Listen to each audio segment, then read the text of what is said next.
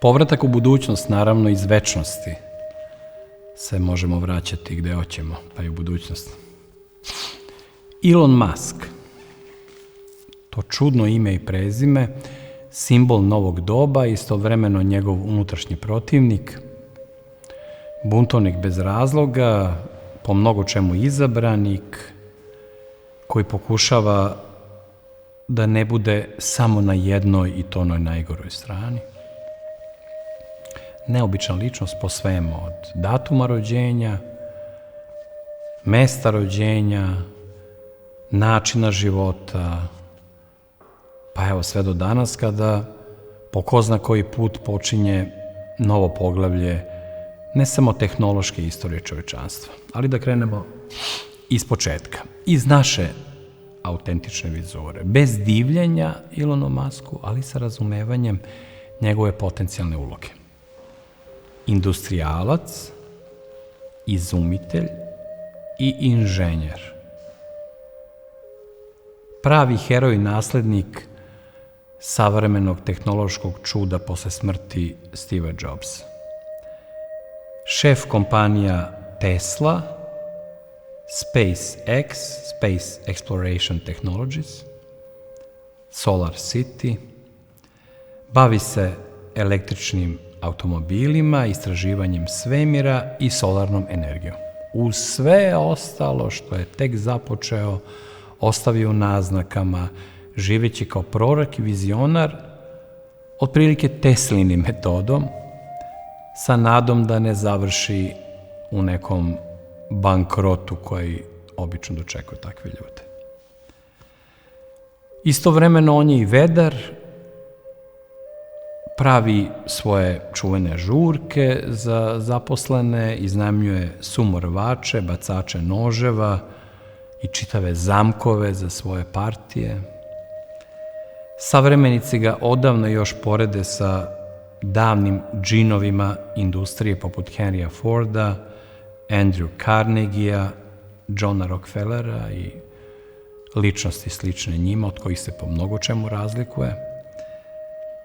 On je 2018. bio 54. na Forbesovoj listi najbogatijih ljudi, a u roku 3 godine, 2021. dolazi na prvo mesto. Tada je sa 191 milijardom dolara po Bloombergu pretekao osnivača Amazona Jeffa Bezosa, a treći je bio neizbežni Bill Gates.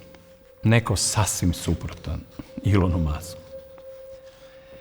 Elon Musk je južnoafrikanac iz zemlje koja je u BRICS-u. Rođen je u Pretoriji na Vidovdan, što nama Srbima ipak nešto znači, 1971. godine.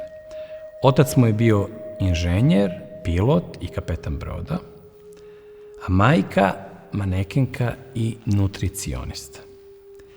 Posle razvoda roditelja, Elon je tada imao samo 9 godina, živi sa ocem koga je tada, ali i kasnije zamrzeo i prekinuo sve odnose sa njim.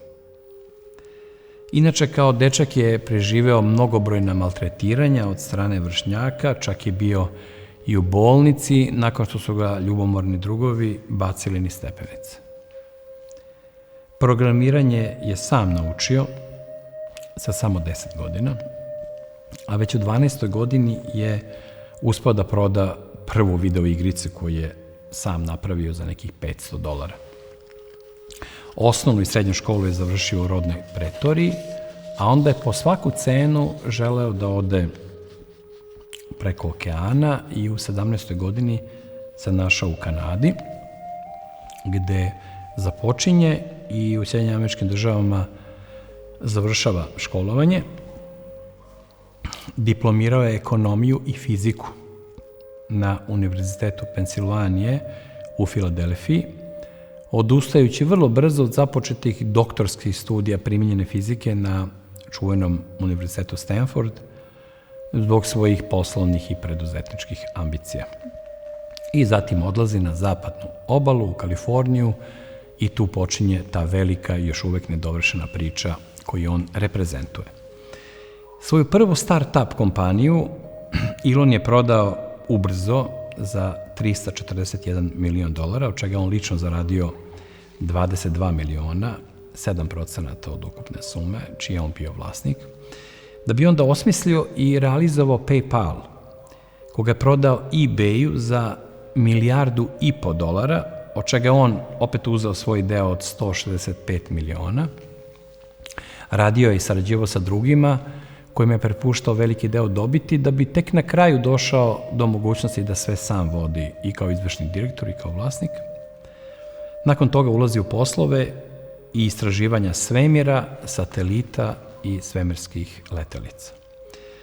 Twitter kupuje u oktobru prošle godine, 2022. za $44 milijarde i brže bolje ga otvara za sve, ukida njegovu cenzuru, kojom je bio izložen čak i bivši američki predsjednik, ukida logo i menja mu ime u X. To X, to nepoznato, je pratilo mnoge njegove firme i on verno unosi to u sve čime se bavi. On je čovek koji je maverick, kako biste rekli, nekim međunarodnim rečnikom, buntovnik unutar kaste milijardera, koji kritikuje veoma žestoko i veoma smelo svoje kolege po milijardama. On je uspostavio Starlink iznad neba, pod kojim se događa veliki sukob NATO-a sa Rusijom. Izjavio je da su Rusi imali svoje ozbiljne razloge što su započeli rat, što je izazvalo jezive reakcije na čitavom zapadu, posebno u Ukrajini. Rusi treba da zadrže Krim, kazao je, nije dopustio da da satelitske snimke vezane za granicu sa Rusijom Ukrajincima i pored njihovog insistiranja i američkog moljakanja. Time je naljutio te ukrajinske anti-Ruse i anti-Ukrajince. Veliki je protivnik cenzure, posebno na Twitteru, zato ga je kupio da bi ukinuo cenzuru.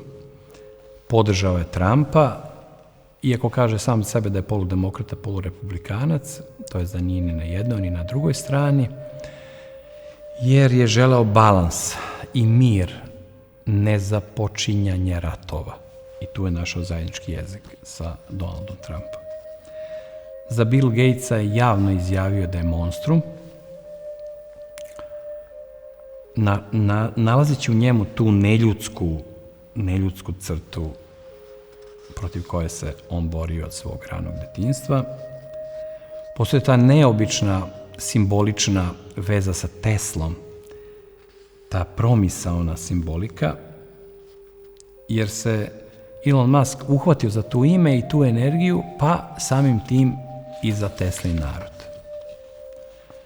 Usprotivio se javno diktaturi cancel kulture, zabrana, cenzura, što je veoma retko i za mnoge siromašnije od njega, a kamoli za neko ko rizikuje sve što ima takvim svojim ponašanjem. Inače, ono što bi mi posebno naglasili iz našeg hajdučke dimenzije, razumevanja istorije, on se spremao za dvoboj sa Zuckerbergom, vlasnikom Facebooka, i sa njegovim metodom pravog orgijanja, cenzura i uklanjanja svega što im se ne sviđa, i traži realnu bitku u ringu sa njim, da iz virtualnog sveta realnosti pređu u realnost na koju se navikao Elon Musk još od svojih najranijih dana, morajući da se bori u odsustvu majke i oca sa onima koji su ga tukli, pokušavali da ga maltretiraju i linčuju. On je izuzetak iz svih pravila Zapada i na sve gleda drugačije, pa i na vakcinaciju. Tu je jedini koji je uspeo da kaže par slovesnih reči, predviđajući brzi kraj te epidemije koju je doktor Putin ukinuo svojim efikasnim lekom, posle koga više niko nikada nije pomenuo koronu. Čuvena izjava Jeffreya Sachsa, velikog svetskog ekonomiste, da Rusi ne mogu da izgube ovaj rat, i zajedno sa njim Elon Musk pripada onima koji pričaju drugu priču od te zapadne mantre, i osjećaju budućnost, upravo kao Viktor Orban. Budućnost koja u sebi nosi znake nečega što tek treba da dođe, nečega neočekivanog. On nije solidaran, kao ni Jeffrey Sachs, kao ni Viktor Orban, kao ni mnogi drugi njihovi slično mišljenici, nije solidaran sa glasom duboke države, tim demonski dubokim glasom, makar to bila i samo odstupnica. Za kraj ću samo napomenuti da njegovi radnici rade po 20 sati dnevno, dobrovoljno, učestvujući u jednom projektu koji nema ime, ali ima svoje uspehe, a za njega kažu da on radi 23 od 24 časa dnevno. Osjeća da nema dovoljno vremena u brzom približavanju večnosti od strane planete i po Teslinom receptu ne želi da gubi vreme u bilo kakav oblik neaktivnosti i ponosi se tim, kao i svim drugim u svom životu, što je spreman da žrtvuje na način na koji svaki ratnik staje pred lice smrti i spreman da žrtvuje sve što ima.